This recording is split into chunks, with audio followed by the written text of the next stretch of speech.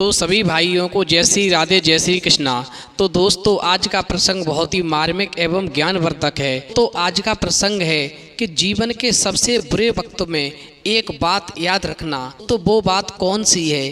तो दोस्तों वीडियो शुरू करने से पहले मेरा आपसे एक अनुरोध है, यदि आपने अभी तक हमारे चैनल को सब्सक्राइब नहीं किया है तो चैनल को अभी सब्सक्राइब कर लें, क्योंकि आपका एक सब्सक्राइब हमारे लिए बहुत ही महत्व रखता है। तो आ जाइए दोस्तों प्रसंग की तरफ गौर करते हैं। तो हम इस प्रसंग को एक कहानी के माध्यम से समझेंगे। देखिए दोस्तों, एक बार क्या होता है कि एक हंस अपने साथियों से बिछड़ गया, और जब दोस्तों वो हंस अकेला सरोवर में रह जाता है तो कुछ पक्षियों ने उस हंस को अकेला देख करके और उस हंस के ऊपर हमला कर दिया। दोस्तों जब उस हंस के ऊपर हमला कर दिया तो हमला होने के बाद में वो हंस इतना घायल हो जाता है कि उड़ने की स्थिति में नहीं होता। अब दोस्तों वो घायल अवस्था में पड़ा हुआ था। इधर दोस्तों क्या होता है कि उस राज्य का जो राजा होता है उसके दिमाग में बहुत बड़ी एक टेंशन भरी हुई थी। अब उस टेंशन का कहीं भी हल नहीं हो पा रहा था। अब दोस्तों वो राजा अपनी टेंशन को दूर करने के लिए किसी ऐसे विद्वान की तलाश में घूम रहा था जिसके माध्यम से उसकी समस्या का समाधान हो सके और उसके दिमाग की जो टेंशन है वो दूर हो सके। दोस्तों उसी समय उस राजा की निगाह उस घायल हंस के ऊपर पड़ जाती है। जब दोस्तों राजा ने उस घायल हंस को देखा तो उसके पास में पहुंच जाता है और पूछने लगा, तुम्हारी ये हालत किसने की है? दोस्तों वो हंस कहने लगा, महाराज मैं क्या बताऊं, मैं अपने परिवार के साथियों से बिछड़ गया और यहाँ पर अकेला रह गया, और मुझे अकेला देख करके यहाँ पर कुछ पक्षियों ने मेरे ऊपर हमला कर दिया और ये मेरी हालत कर दी है। अब दोस्तों उस राजा ने उस हंस के जख्मों पर मरहम लगाया और मरहम लगाने के बाद कहा, अब तुम्हें चिंता करने की ज़रूरत नहीं है, अब मैं तुम्हारा ख्याल रखूँगा। दोस्तों अब वो हंस कहने लगा, महाराज मुझे ऐसा लगता है कि आप कुछ उदास हैं, लगता है आप किसी मुसीबत में फंसे हुए हैं। दोस्तों हंस की बात सुनने के बाद में वो राजा कहने लगा, हाँ हंस तुम ठीक ही कह रहे हो, मेरे दिमाग में एक बहुत बड़ी टेंशन बसी हुई है और मैं इसी समस्या का समाधान करने के लिए और किसी विद्वान पुरुष की तलाश में घूम रहा था, और जब तक मेरी निगाह तुम्हारे ऊपर पड़ गई। महाराज यदि आप अपनी समस्या मुझे बता दें तो हो सकता है कि मैं आपकी कुछ मदद कर सकूं। दोस्तों हंस की बात सुनकर के वो राजा कहने लगा, हे हंस मैं एक ऐसा सूत्र चाहता हूँ जो छोटा हो और एक ही वाक्य में पढ़ा जा सके। मुझे किसी बड़े शास्त्र की ज़रूरत नहीं है, क्योंकि मेरे पास इतनी फुर्सत नहीं जो कि मैं बड़े शास्त्र का अध्ययन कर सकूं। और फिर वह सूत्र ऐसा होना चाहिए जो कि हर घड़ी में काम आए, फिर चाहे दुख हो या सुख हो, जीत हो या हार हो, जीवन हो या मृत्यु हो, वो सूत्र मेरे अच्छे या बुरे हर समय में काम आए। मुझे ऐसे सूत्र की तलाश है, इसीलिए मैं किसी ऐसे विद्वान पुरुष की खोज कर रहा हूँ जो मुझे ऐसे सूत्र के बारे में बता सके। और दोस्तों इतना कहने के बाद उस हंस ने राजा को एक अंगूठी भेंट की, और वो हंस उस राजा को अंगूठी देने के बाद कहने लगा, महाराज ये अंगूठी आप रख लो। इस अंगूठी में एक नग लगा हुआ है और इस नग के नीचे एक पर्चा है। इस पर्चे में एक सूत्र लिखा हुआ है, लेकिन मैंने आज तक इस सूत्र को कभी पढ़ा नहीं है। मुझे भी एक सत्पुरुष ने ये अंगूठी भेंट की थी और मुझसे ये कहा था, जब जीवन में सबसे बुरा वक्त आ जाए तुम इस अंगूठी को उस दिन तोड़ना, और तोड़ने के बाद में इस नग के नीचे एक पर्चा है, इस पर्चा में कुछ लिखा हुआ है, इसको तुम पढ़ लेना, और तुम जैसे ही इस पर्चे में लिखा हुआ सूत्र पढ़ोगे तो समझ लो तुम्हारी सब समस्या दूर हो जाएगी। तो हंस कहने लगा, महाराज मेरे जीवन में ऐसा बुरा दिन आज तक कोई नहीं आया कि मैं इस अंगूठी को तोड़ करके और वो पर्चा निकालता और फिर उस पर्चे पे क्या लिखा था वो पढ़ता। महाराज आज आपने मुझे मरने से बचाया है, इसलिए ये अंगूठी मैं आपको भेंट कर रहा हूँ, क्योंकि आपको राज्य की रक्षा करनी है, इसलिए इस अंगूठी को आप रख लो। और महाराज आप मुझे एक वचन दो कि आप इस अंगूठी में रखे हुए पर्चे को नहीं निकालेंगे और जिस दिन आपके जीवन में सबसे बुरा वक्त आ जाए, यानी कोई उपाय शेष न रहे, आप हर प्रकार से निरुपाय हो जाओ, केवल उस दिन ही इस अंगूठी में रखे हुए पर्चे को निकालेंगे और उस दिन उस पर्चे में क्या लिखा है वो पढ़ेंगे। महाराज, मुझे पूरा विश्वास है कि इस पर्चे में कोई न कोई राज ऐसा छुपा हुआ है जो कि मुझसे उस सत्पुरुष ने ये बात कही थी कि ये पर्चा उस दिन ही खोल के पढ़ना है जिस दिन मेरी ज़िंदगी में कोई सबसे बुरा दिन आ जाए। लेकिन महाराज, आज तक मेरी ज़िंदगी में कोई ऐसा बुरा दिन आया ही नहीं जो कि मुझे इस पर्चे की आवश्यकता पड़ती, इसलिए ये बात मुझे भी नहीं मालूम है कि आखिरकार इस पर्चे में क्या लिखा हुआ है। अब दोस्तों वो हंस कहने लगा, महाराज, मैं जाते जाते अपनी बात को एक बार फिर दोहरा रहा हूँ, क्योंकि यह सूत्र बड़ा ही बहुमूल्य है। अगर इसे आपने साधारणतः खोल लिया और पढ़ा तो ये अर्थहीन हो जाएगा। दोस्तों, राजा ने वो अंगूठी अपनी उंगली में पहन ली और बरसों बीत गए।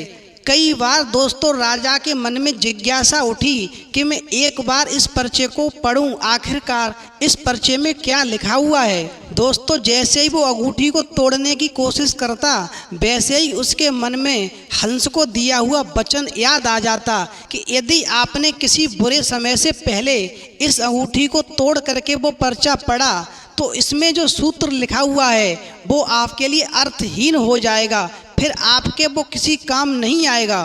तो दोस्तों, राजा उस डर की वजह से उस अंगूठी को नहीं तोड़ना चाहता था। अब दोस्तों, एक दिन ऐसा समय आ गया कि काफ़ी वर्षों के बाद में एक युद्ध हुआ जिसमें वो राजा युद्ध हार गया। दोस्तों, उसके सारे सैनिक मारे गए, 2-4 सैनिक ही उसके साथ में शेष बचे। दोस्तों, वो भी उस राजा का साथ छोड़ करके और भाग गए, उसका सारा राज्य छिन गया। अब तो दोस्तों वो राजा अकेला पड़ गया।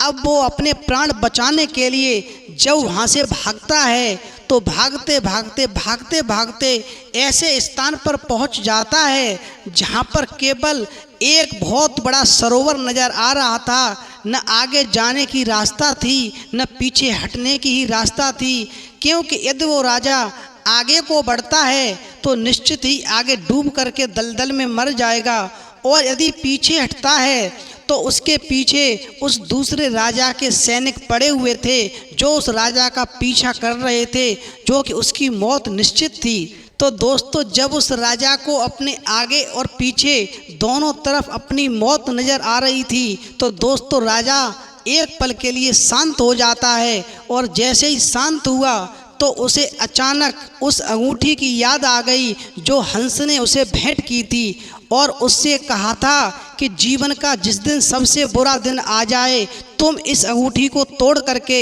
इसमें जो पर्चा लिखा है उस सूत्र को पढ़ लेना तो तुम्हारे सब संकट दूर हो जाएंगे। तो उस राजा ने उस अंगूठी को अपने हाथ में लेकर के जैसे ही उस नग को हटाया तो उसके नीचे एक छोटा सा पर्चा था। तो दोस्तों, जैसे ही उस राजा ने उस पर्चे को खोला तो उस पर्चे पे लिखा हुआ था कि ये वक्त भी बीत जाएगा। दोस्तों, जैसे ही उस राजा ने उस पर्चे को पढ़ा कि ये भी वक्त बीत जाएगा, और उस सूत्र को पढ़ते ही उस राजा के चेहरे पर एक मुस्कुराहट सी आ गई और उसके चेहरे पर एक बात का ख्याल आया कि सब तो बीत गया, मैं राजा नहीं रहा, मेरा सारा राज्य भी छिन गया, मेरे सारे सुख के दिन भी बीत गए, और जब सुख बीत जाता है तो दुख भी स्थिर नहीं हो सकता। अगर मेरा सुख चला गया तो मेरा दुख भी जाएगा। अब दोस्तों, राजा मन में सोचने लगा कि शायद सूत्र ठीक ही कहता है, अब करने को कुछ भी नहीं है। लेकिन सूत्र ने उसके भीतर कोई सोया हुआ तार छेड़ दिया, कोई साज ऐसा छेड़ दिया, यह भी बीत जाएगा ऐसा ज्ञान होते ही जैसे सपना टूट गया। और दोस्तों, वो राजा घोड़े से उतरकर नीचे शांत होकर के बैठ जाता है और वो मन में विचार करने लगता है कि ये सूत्र शायद ठीक ही कहता है कि अब करने को कुछ भी नहीं है। अब दोस्तों, इधर तो ये राजा शांत होकर के उस दलदल के पास में बैठा हुआ था और उधर वो दूसरे राजा के सैनिक जो इसके प्राण लेने के पीछे पड़े हुए थे। दोस्तों वो सारे सैनिक उस रास्ता को भटक जाते हैं और दूसरे रास्ता पर चले जाते हैं। कुछ समय के बाद में वो राजा शांत होकर के और अपने किसी सुरक्षित स्थान पर चला जाता है और मन में एक ही बात सोचता है कि आज मेरा सब कुछ छिन गया है, मेरा बुरा वक्त है। जब मेरे सुख के दिन चले गए तो मेरे ये दुख के दिन भी निश्चित एक दिन चले जाएंगे और मुझे एक दिन सुकून फिर मिलेगा, मेरे जीवन में एक दिन खुशी फिर आएगी। ये सोच करके दोस्तों राजा एक सुरक्षित स्थान पर चला जाता है और जाने के बाद में जब कुछ बरसें बीत जाती हैं तो उसने धीरे धीरे करके अपनी फौज इकट्ठी की, अपने सैनिक एकत्रित किए और उसने उस दूसरे राजा पर फिर से हमला बोल दिया। तो उसने उस राजा को हरा दिया और हरा करके अपना सारा राज्य वापस ले लिया और दोस्तों फिर वो पुनः उस राज्य का राजा बन जाता है। और राजा बनने के बाद में जब वो उस सिंहासन पर बैठा तो मन में विचार करने लगा कि आज मेरे सामने कोई नहीं है, कि मेरे तो बुरे दिन बीत गए, मेरे अच्छे दिन फिर से आ गए। अब मैं हूँ और मेरे अलावा मेरा सामना करने वाला कोई नहीं है। दोस्तों उस राजा के मन में एक बार फिर घमंड आ जाता है और वो अपने सामने किसी को नहीं समझता है। तो उसको फिर उस हंस की बात याद आ जाती है कि हंस ने जो अंगूठी दी थी उसमें एक वचन लिखा हुआ था कि सुख और दुख के समय में वो सूत्र काम आएगा, क्योंकि उस पर्चे में लिखा था कि ये वक्त भी बीत जाएगा। तो जब मेरे दुख के दिन बीत गए तो निश्चित ही एक दिन ये सुख के दिन भी चले जाएंगे और फिर मेरे ऊपर पता नहीं कब दुख आ जाएं, इसलिए मुझे घमंड नहीं करना चाहिए। तो दोस्तों जीवन में घमंड करने वाले हमेशा टूट जाते हैं, बिखर जाते हैं। तो दोस्तों हमें इस कहानी से ये शिक्षा मिलती है कि जब हमें ये बात ठीक से मालूम है कि एक दिन ये सब कुछ बीत जाएगा तो फिर किस बात का इठलाना, किस बात का अकड़ना और कैसा गर्व। ये जवानी दोस्तों एक दिन बीत जाएगी, सब कुछ नष्ट हो जाएगा, इसलिए हमें घमंड नहीं करना चाहिए। जो लोग घमंड करते हैं उनका जीवन बर्बाद हो जाता है, क्योंकि ये एक दिन सब कुछ बीत जाएगा, न ये जवानी रहेगी और न एक दिन ये बुढ़ापा रहेगा। ये 2 दिन की इठलाहट, ये 2 दिन के लिए तितलियों जैसे पंख, ये सब बीत जाएंगे। ये 2 दिन की चहल पहल दोस्तों, फिर इसके बाद में गहरा सन्नाटा और फिर केवल मरघट की शांति। तो दोस्तों यदि आपको हमारी वीडियो पसंद आई हो तो प्लीज़ आप हमारे चैनल को सब्सक्राइब करें, लाइक करें, शेयर करें, क्योंकि आपका एक सब्सक्राइब हमारे लिए बहुत ही महत्व रखता है। तो दोस्तों इस वीडियो में इतना ही, फिर मिलेंगे एक नई वीडियो में नए प्रसंग के साथ। तब तक के लिए जय श्री राधे, जय श्री कृष्णा।